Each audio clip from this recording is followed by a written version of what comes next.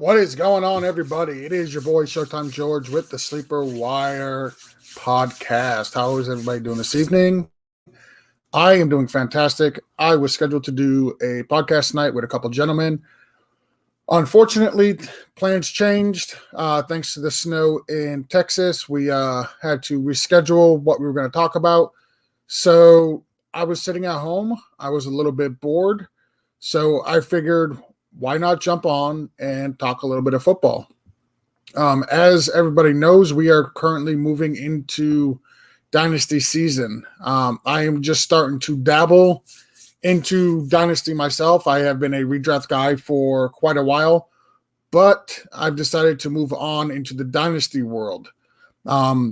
It's a lot of work, to be honest. It was a lot more than I expected, watching some tape of these players in college, reading up on them. There are people who do this a lot better than me, but I am willing to throw myself out there and give my opinions on just about anything.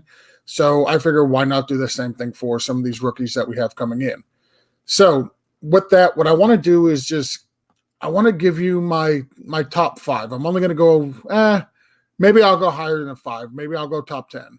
But I want to give you at least the 10 rookies that I feel the most confident in coming into this season, the 2021 season.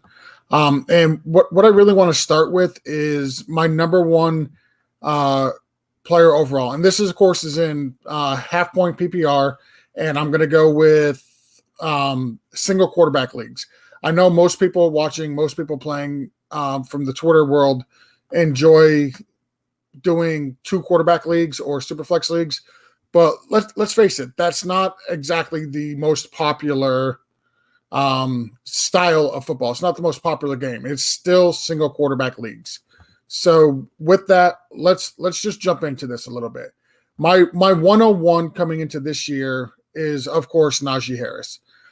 In single quarterback leagues, I can't see taking any of the wide receivers above him. I'm surely not taking any of the quarterbacks above him. As much as I love Trevor Lawrence, I just think in a single quarterback league, Najee Harris is the 101. He is a huge dude. He's 6'2", 230 pounds.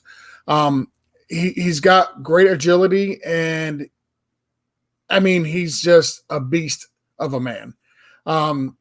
This past year, he went back to college, and he ran for 1,466 yards. He was also able to catch 43 passes while scoring 30 total touchdowns. Let that sink in for a second. He ran for 1,466. He caught 43 passes and scored 30 touchdowns in 13 games. I don't care who else is available. I don't care about the other running backs. This man is a beast. He does it all. He's going to be a 3-down back in the NFL. A place I would love to see him land is a place like Pittsburgh. I don't know if Pittsburgh will draft him, but if they do, they've got themselves a hell of a running back. I think he would be a perfect fit for Pittsburgh. If Seattle does let Chris Carson go, I could see him going to Seattle and fitting in nice there. As a Dolphin fan, I would love to see Najee Harris in Miami. The only problem with that is I don't want Miami to spend the draft capital on a running back, which is going to cost us either a mid-first or a very early second. And I still think we have other holes and other positional needs that we can address before we address the running back. I do like Myles Gaskins. He averaged 4.1 yards per carry. He caught over 40 balls this year in only 10 games. So if he remains healthy, I think Miami doesn't really need to address the running back position as much as I would like for them to have a Najee Harris. I just don't want to spend that capital on him. My number 2 coming in this year, and I've gone back and forth on this. There's been a lot of talk about, Devonta Smith, or is it Rondale Moore? Who is the number 2 wide receiver coming in? Is it Jamar Chase? For me, it is Devonta Smith. I want to see what he looks like coming into the not the combine, because they're not doing the combine, but I guess it's their pro day at the school.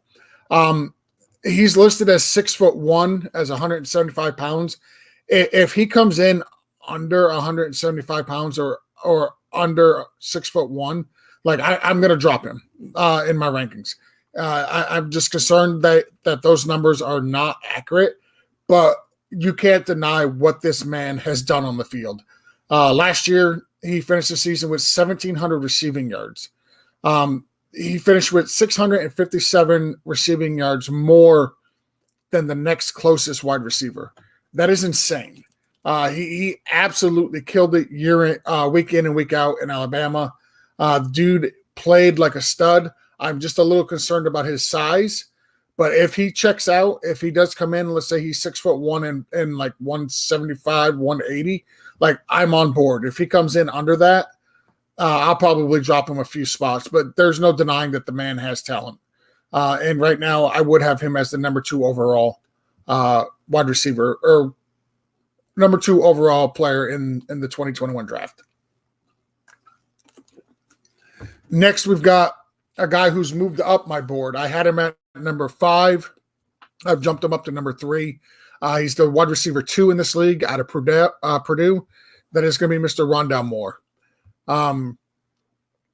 Not a lot of people have him this high. I'm definitely for sure, in the minority with this, and that's okay. There's a bunch to be concerned about. People are going to point out the injuries that he had. The 2020 season was a loss overall for the Big Ten. That's okay. The hamstring, I'm not worried about that. Like, he broke out as a true freshman in college. He absolutely broke out. He had the 14 touchdowns. He had the 1,258 receiving yards. He ran for over 200 yards. The guy did it all, and he did it as a freshman. He's probably going to end up as a slot wide receiver in the NFL.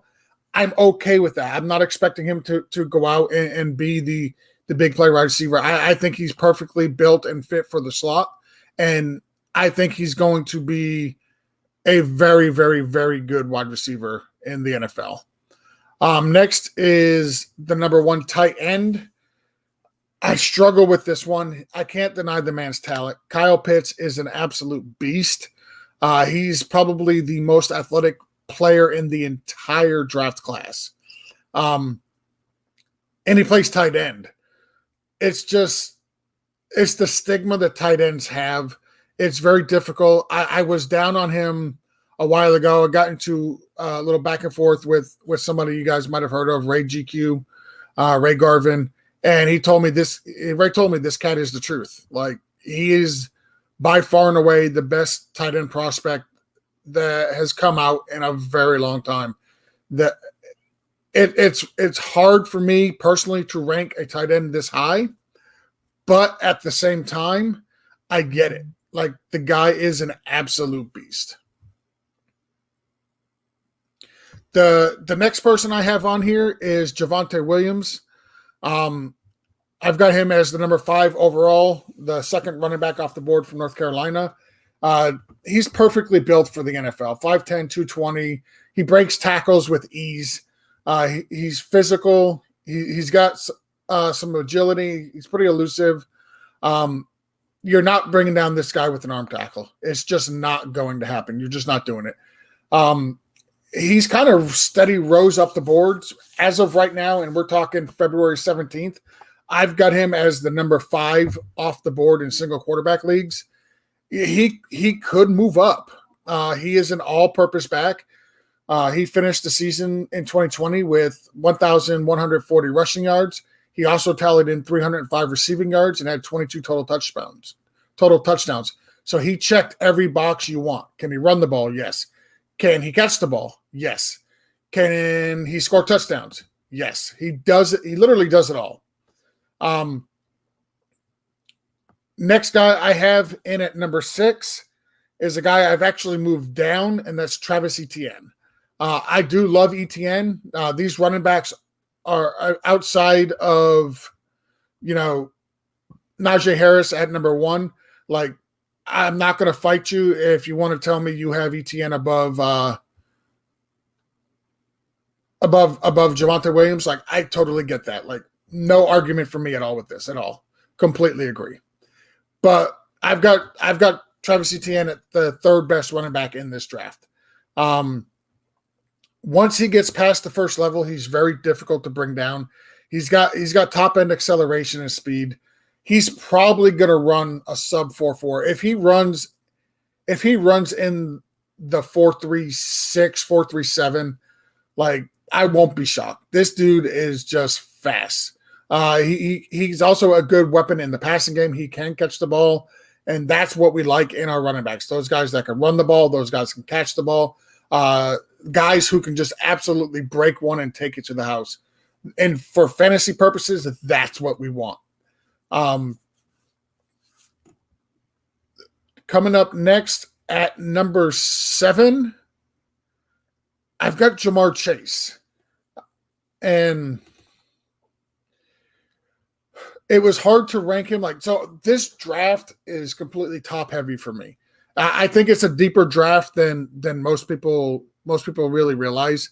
I think once you get past the first round, there's still super, super talented players going in the second and even into the third. If you're making trades right now, try to see if you can get somebody to throw in a third just for kicks and giggles. You'd be surprised how cheap you can get a third round draft pick in this draft, because people they're not excited about it outside of the top end, but it's actually a pretty deep draft.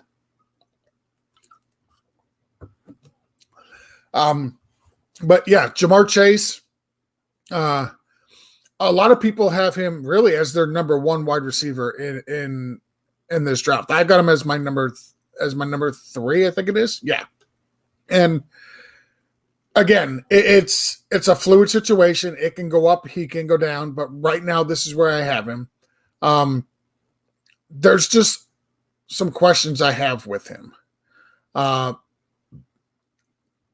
Can he get separation? Can he get separation off the line? And can he beat those physical corners? I'm not sure he can. He doesn't like to initiate contact as well. And these are just little things. He struggled sometimes, and sometimes his route running can be lazy. I'm not saying he's a bad player. Again, he's my wide receiver number 3 right now. But I'm not sold on Jamar Chase at this minute. Maybe I'll be wrong. He's got great hands. He can really catch, but I've seen him struggle against guys like Trayvon Diggs and Patrick Surtain, both NFL level corners in college. And I'm just not sure. I'm not sure it's going to translate as high as we want it to be and as much as we want it to translate to the NFL. So I'm just a little skeptical. Next, I'm going to go up with Jalen Waddle at number 8. Again, I'm probably in the minority. A lot of people really like Jalen Waddle. They have him a lot higher than I do. I've got him as the wide receiver 4 coming out of Alabama. It's just, I wish we could have seen what he could do with the full season alongside Devonta Smith and Mac Jones, and with Mac Jones. Would it have hurt Devonta Smith? Yes, it probably would have. Would it have helped Mac Jones? Listen, I think Mac Jones probably would have won the Heisman if he had both Jalen Waddle and Devonta Smith. But Jalen Waddle was at home. So he wasn't able to play, and we didn't get to see that. We have seen him play before, and he's a home run waiting to happen when he plays. But as far as being able to see him last year, we didn't get the chance to see it. His upside is he's a legitimate game changer. He can come in and he can change the outlook of a team. I want to see him get on a team that's actually gonna pass the ball. Could you imagine if a team like Green Bay drafts a Jalen Waddle? Like, a landing spot for me is going to be huge with him. But again, at my wide receiver 4, like I like the guy. I wish we could have seen more from him last year, and obviously with the injury, that did not happen.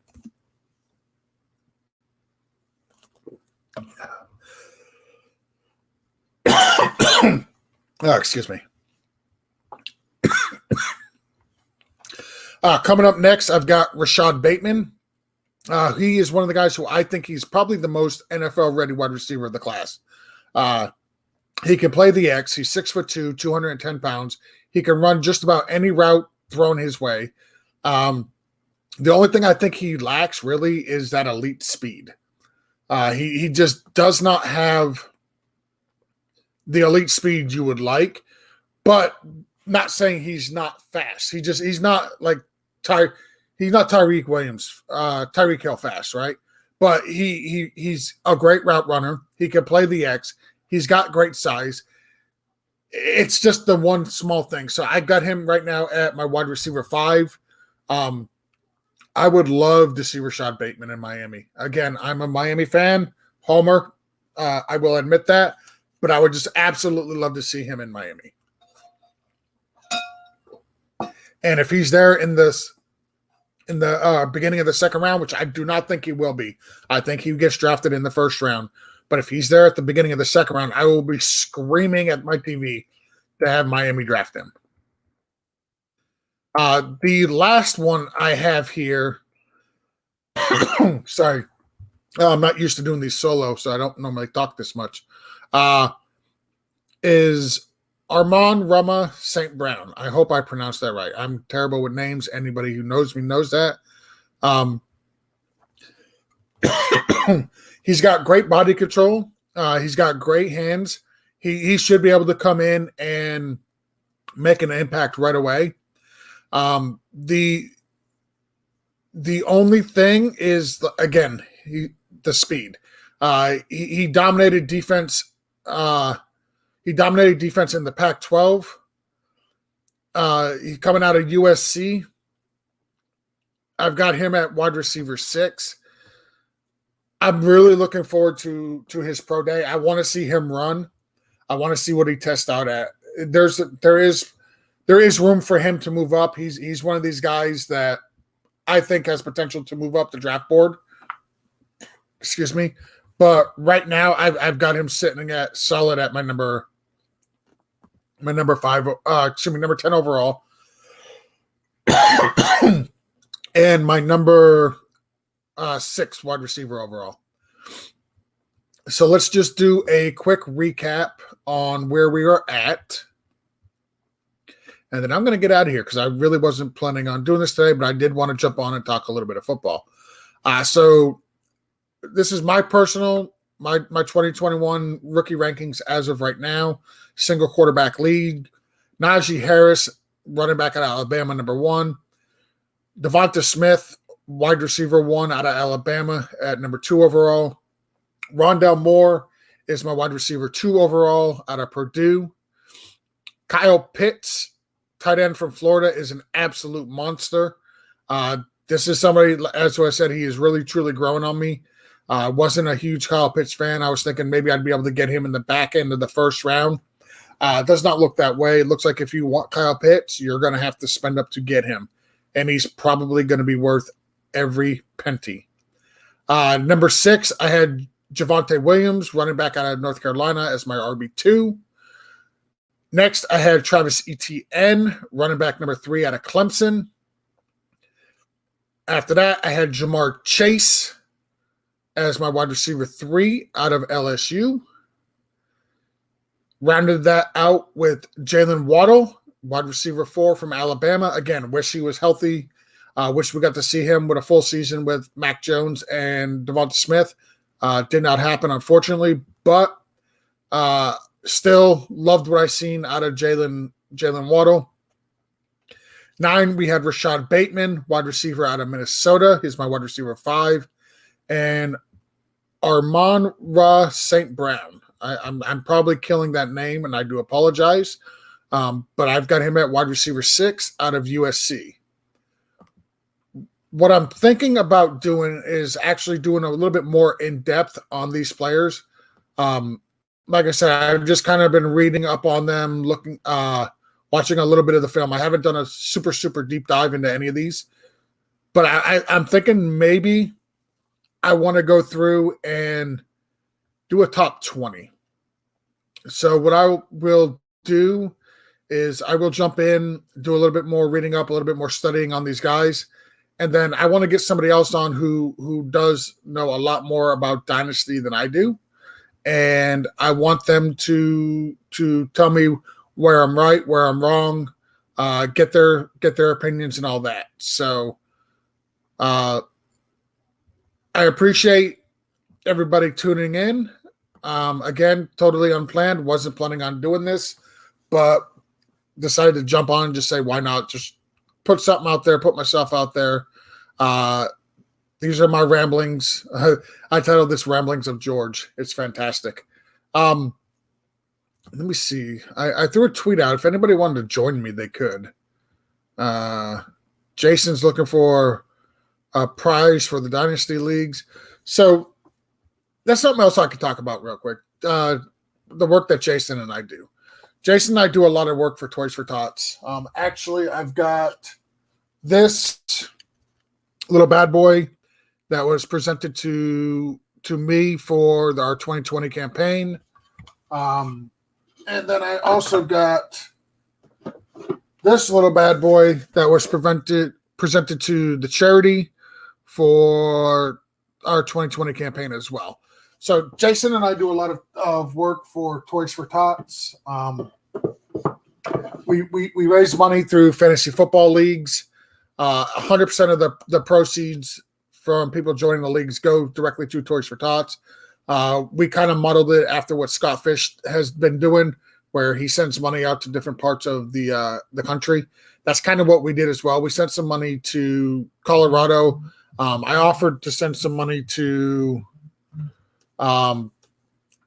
what's it called? I offered to send some money to California to John Chapman, who was instrumental in helping us fill a couple of leagues this year. He said, unfortunately, at the time, he couldn't make it out to do the toy shopping. I believe that had a lot to do with COVID, which, did really affect how we did things this year. And we're going to be running more leagues next year. The goal next year is to raise more than what we did this year. And this year we raised over $11,000. It's a lot of money, especially for a COVID year. I was not expecting that. Our goal coming into the year was about 10 grand. And I'm a little bit more pessimistic than Jason. Jason thought we would for sure be able to hit the mark of 11 grand. And I did not see it. I had a missed call from Jason. I'll call him after. He's probably going to bitch at me for coming on here without him, but that's all right. But yeah, so the goal next year is to raise over 15,000. The goal is 15,000 next year. Let me rephrase that. I honestly think we can do that. We had some opportunities last year that we could have took advantage of that we did not. We've already started the campaign for this year. I believe we're about $600 in, somewhere around there. So we're doing good. Always could be doing better. If anybody wants to, Jason said code. I don't know what he's talking about. I'm not coding nothing. I think he wants to join the chat. Or the stream. So let me message him on group me. Oh, I know what he's talking about. Never mind. It's something totally different. You guys don't need to know about that. That's hush hush secret squirrel stuff.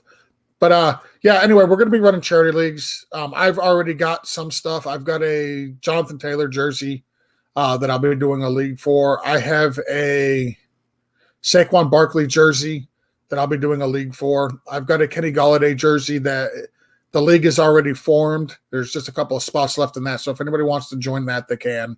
It's going to be a $40 entry. That's how much it was last year. It is a Lions jersey. So if Kenny Golladay does not re-sign with the Lions, I apologize. I purchased it when he was still with the Lions. But I mean, it's Kenny Golladay. It's still a nice jersey. He's still a top 15 dynasty wide receiver, in my opinion. Some people have him in the top 10. I'd probably have him there too if I actually sat down and wrote him out.